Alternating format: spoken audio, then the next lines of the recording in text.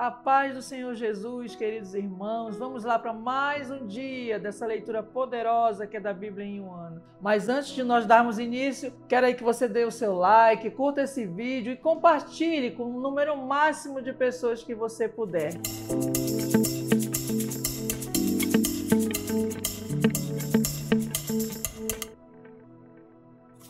Hoje nós estaremos aqui lendo juntos o livro de Samuel, 1 Samuel, capítulo 27 e 28, também Salmos 70 e Romanos 15, do versículo 1 ao 13. Daremos início com o livro de 1 Samuel 27, que aqui nos mostra uma fase em que Davi, cansado de tanto ser perseguido por Saul, uma jornada intensa de inveja, de disputas, Davi resolve retornar para Gate, que era justamente a cidade dos filisteus e também do rei Aquis. Como nós podemos observar, Davi fala que algum dia Saul vai me matar. A melhor coisa que posso fazer é fugir para a terra dos filisteus. Aí Saul deixará de me procurar em toda a terra de Israel e assim eu ficarei livre do perigo. Para você ver que a perseguição era tão intensa, nível de fazer com que Davi se cansasse disso e retornasse para lá. E aí, a partir dali, Davi volta para Gate, é acolhido pelo rei Aquis e da cidade de Ziclag para Davi. E ali ele permanece por 1 ano e 4 meses. A partir do versículo 8 ao 11, nós podemos observar que Davi, ele começou a mentir sobre as suas batalhas e lutas. Como nós observamos aqui no versículo 8, diz assim que Davi e os seus homens, eles costumavam atacar os jesuritas e os amalequitas que viviam naquela região há muito tempo. O que ele fazia, querido? Ele ia para lá, ele matava todos os homens, mulheres, bebês, matavam os jumentos, camelos, tiravam todas as roupas das pessoas, fazia tudo que você possa pensar e imaginar que não condizia aqui com aquilo que o Senhor talvez esperasse dele naquele momento. Porém, era isso que ele fazia. E quando ele retornava da batalha no dia seguinte, com os homens, sempre Aquis questionava: com quem você lutou hoje? E Davi ia lá e mentia, sempre inventava uma outra história, mas nunca falava a verdade. E por que ele fazia isso, pastora? Justamente ele matava todos para que não houvessem testemunhas do que ele fazia lá quando ele chegava. Porém,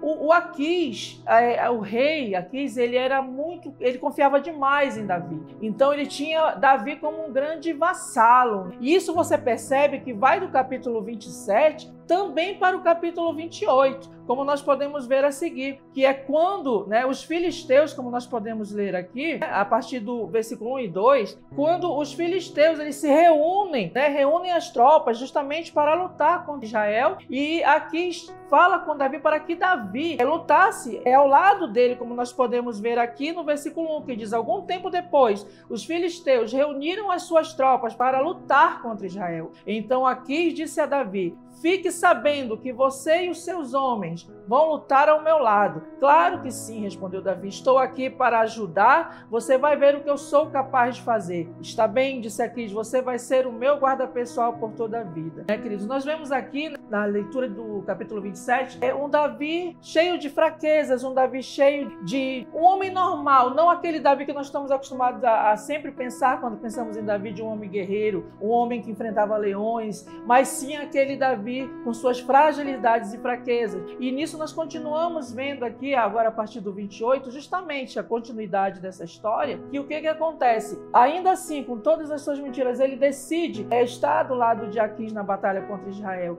o que causa um verdadeiro desespero em Saul, porque Saul ficou tão desesperado que resolveu procurar ajuda lá com uma vidente que ele mesmo tinha expulsado, porque justamente Deus já não respondia ao que ele questionava e também Samuel já havia morrido. Então ele faz desse desespero procurar essa vidente para que chamasse a Samuel, justamente para que Samuel falasse o que aconteceria. E ali mesmo Samuel diz que ele já perdeu seu reinado desde o dia em que ele desobedeceu ao Senhor, como nós vimos lá em 1 Samuel 15, E aí agora ele está colhendo a consequência dessa desobediência. Esse foi o texto capítulo 27, 28 que nós podemos ler, que você pode aí na sua casa ler de uma forma mais aprofundada. O que nós tiraremos tiraremos dessa lição é justamente que a obediência, ela é o princípio de todas as coisas, né?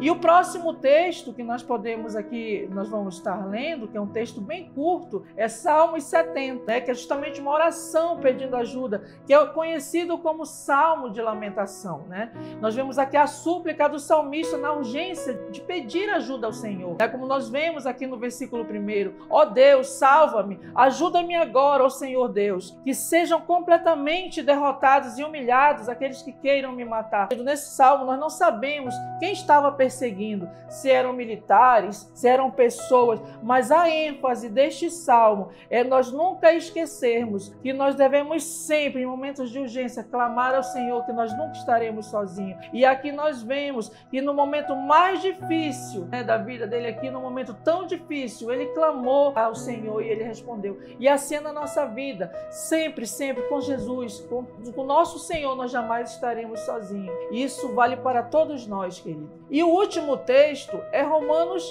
15, do versículo do 1 ao 13, né, que fala justamente quando Paulo ele exorta e continua ensinando para nós como nós devemos amar ao nosso próximo. Ele nos lembra da importância sempre de nós ajudarmos, renunciarmos muitas coisas quando o propósito disso for ajudar aqueles que são fracos na fé. Então, se você observar aqui no versículo 1, ele está falando, nós que somos fortes na fé, devemos ajudar os fracos a carregarem as suas cargas e não devemos agradar a nós mesmos. Pelo contrário, cada um de nós deve agradar o seu irmão para o bem dele, a fim de que ele cresça na fé. E vemos que essa exortação ela se repete ainda no versículo 7, que fala assim, portanto, aceitem uns aos outros para a glória de Deus, assim como Cristo aceitou vocês. Então, queridos, que nós possamos cada vez mais ser intencionais na ajuda, no cuidado com o próximo. Nós não devemos nunca criarmos barreira entre os irmãos, mas sim sempre que nós possamos promover a unidade onde quer que nós estejamos, né? Porque, queridos, Jesus, ele é a nossa esperança. E uma coisa que eu digo a vocês que eu tenho aprendido no caminhar de todos esses anos de ministério é que quanto mais nós nos aproximamos do Senhor, mais nós nos parecemos com Ele e agiremos como Ele. Então, Ele é o Deus que nos ajuda e nos dá força todos os dias. Que Deus abençoe. Não esqueça de curtir esse vídeo, dar o seu like e compartilhar o máximo que você puder, né? Que essa palavra seja alcançada no maior número de lugares. Em nome de Jesus.